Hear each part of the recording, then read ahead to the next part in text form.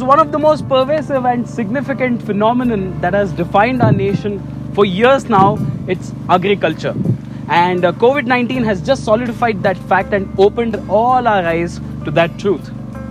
So today we are shooting this episode, the first episode after COVID. So we thought, what better way to start than to shoot at an actual agricultural site. Yes, I am at one of such agricultural farmlands. The place where I am at right now is called as the Vrindavan Farms, and I just cannot wait to explore that land because it turns out to be unsung, unexplored, and we're just going to do that, but with all of you. And as usual, I have one question for you. Are you ready? You better be. Get along. Well, hello people, this is Pruthviraj for the Unsung Diaries, and as you can see behind me is the gates, which means it's the entrance for the Vrindavan Farms. Now this is a dairy farm owned by Mr. Kash, whom we are going to find. We're going to grab hold of him and we're going to have a little conversation, but before we do that, we'll have to enter the gates. And let me tell you something about Vrindavan Dairy Farms before we head inside. Now this farm is a private farmland owned by Mr. Kash, like I said, and it's over 40 kilometers from the city of Bangalore and 20 kilometers from anything you consider urban. But here's the catch. I have to tell you about that 2-kilometer unsurfaced, narrow, bumpy road that you have to unfortunately traverse to get here. But since we're already here and I haven't explored this part before, and I'm very excited to get inside and see for myself as to what's there here and to show you all as well. So in order to do so, we'll have to get inside.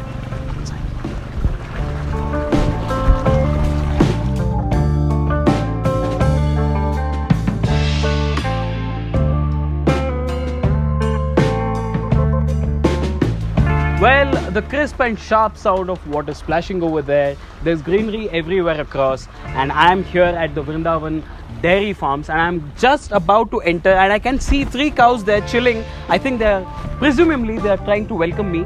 I'm going to go inside, I'm going to show you all what's there, but before we head inside and explore this portion, this agricultural stretch, I'd have to tell you about the mode of transport as to how I got here. I, of course, chose my personal mode of transport. I got a car. We came here along. I got my buddy along with me, the one who's shooting right now, and I would suggest the same thing to you as well because of the narrow stretch over here.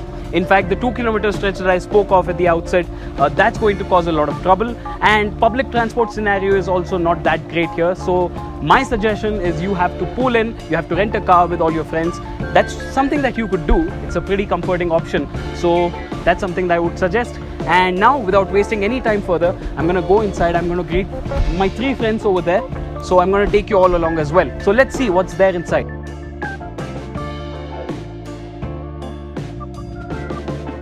Alright guys, so what seemed welcoming and pleasant to me from afar, as I approached near, I realized that there is nothing welcoming about these 2 beauties right here. In fact, they are going on and giving me death stares, constant death stares, which is making me question everything that I've done over the course of my life. And this one right now is trying to approach and trying to tell me that this perhaps is going to be the last time I'm shooting something, but no, that's not going to happen because we are going to bypass these 2. I'm going to trick them into believing that I'm not a threat to them, which I'm really not. And we're going to go in there and we're going to find out what's there in this place, what this place has to offer. Let's go.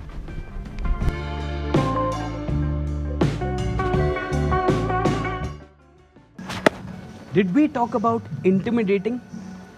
Because right behind me is this big bad boy. He's peaceful, he's calm right now, but this just might be the calm before the storm. I don't know. I'm not going to poke a shot in the eye. That's not what I'm here for. I'm here to explore the place. So I'm going to leave this big bad boy alone and we're going to go a little further. We're going to see what's there in this place. It looks very interesting as of now because this is not something that we are used to. All of us, in fact, especially the ones from the urban area, the urban sector, we're not used to seeing all this, and I'm personally enjoying this. I can't wait to show you the next portion, which is right there.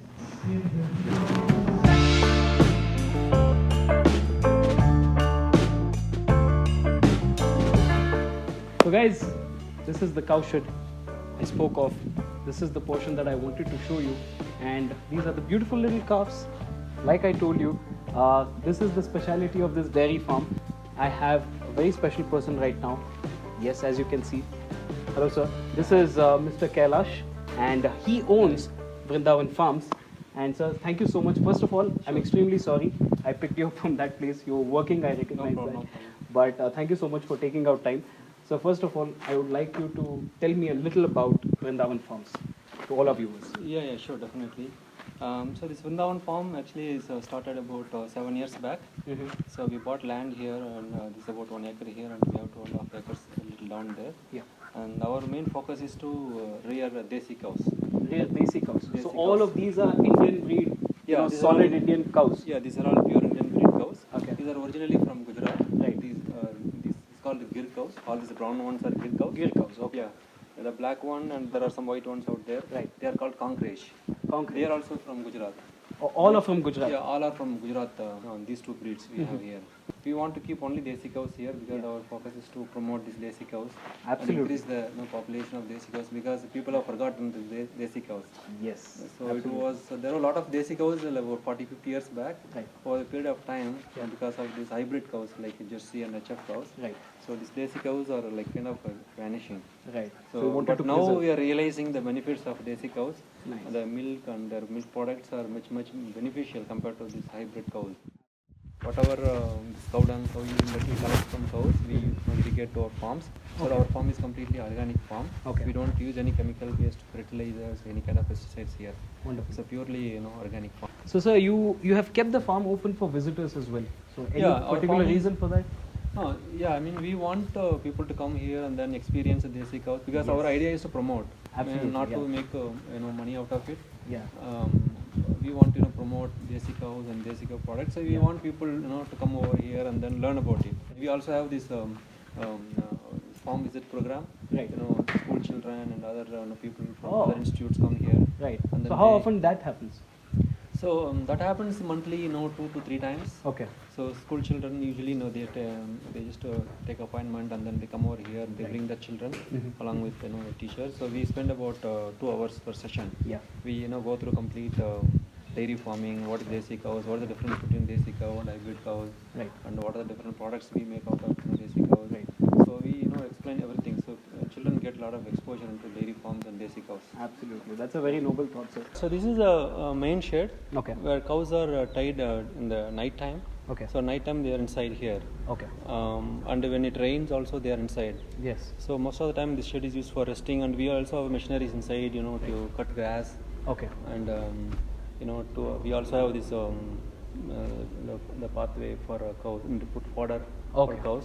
Okay. So this cow, basically the shed is for cows to stay during night and during rainy season. So the milk processing does not happen here since it's a this dairy is just farm. just a farm here. Yes. Cows are taken care. Okay, just And the cow. we taken milk care. cows here, and then the other processing happens in another place. So there is another farm as well, which happens to be in. It's pretty much actually a plant. It's called Vrindavan Dairy LLP. If you Google it, you will find that location. Okay. So that's where we collect milk, and not only from our farm. We also work with other farmers who rear desi cows. Desi cows. Yeah. So we collect milk from them, and we chill, package, and then make other products in that place. Oh. From there, it goes to different places for distribution.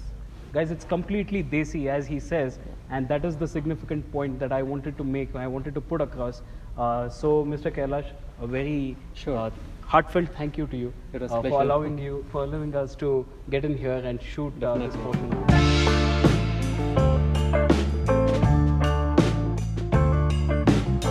Right, folks. So this was Vrindavan Dairy Farms, and as I speak currently, I can still sense those three beauties are behind me. And of course, apart from that, we saw the entire stretch of the Vrindavan Farms. We saw the cow shed. We saw the other shed as well, the other demarcated areas. But most importantly, we had this opportunity to converse with Mr. Kailash, the person who owns Vrindavan Farms. And one important fact that he spoke of is about the desi breed of cows that we could see here all over.